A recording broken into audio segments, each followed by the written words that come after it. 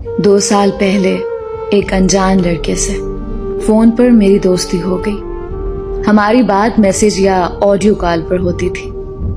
हम दोनों ने कभी एक दूसरे को नहीं देखा था। उसका लहजा इतना अच्छा था कि मुझे उससे मोहब्बत हो गई। मैंने अपनी मोहब्बत का इजहार किया तो उसने हाँ कर दी। फिर हम दोनों ने एक दूसरे को तस्वीरें शेयर की। एक दूसरे को देखने के बाद हमारी मोहब्बत में शिद्दत और बढ़ गई। 6 महीने गुजर जाने के बाद मुझे पता चला कि जो तस्वीर उसने मुझे भेजी थी वो उसकी नहीं बल्कि उसके कजिन की थी। मुझे बहुत दुख हुआ। जिस चेहरे को मैं दिल में बसाकर दिन रात प्यार भरी बातें करती थी, वो चेहरा उसका नहीं बल्कि किसी और का था। फिर उसने मुझे अपनी तस्वीर भेजी जो कि मुझे पसंद नहीं आई, तो मैंने उसे बात करना बंद कर दी।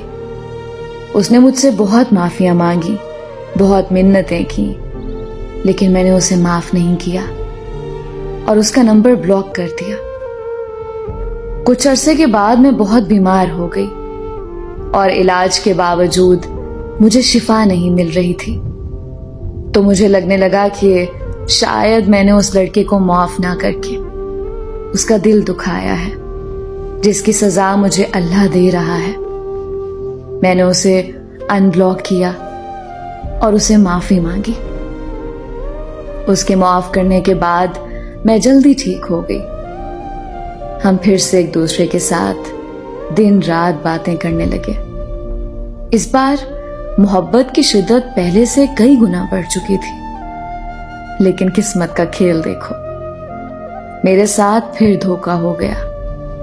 वो शादीशुदा और 2 बच्चों का बाप निकला और उसने ये बात मुझसे छुपाई हुई थी और उसे इस बात का इल्म नहीं था कि मुझे उसकी शादी का पता चल चुका है।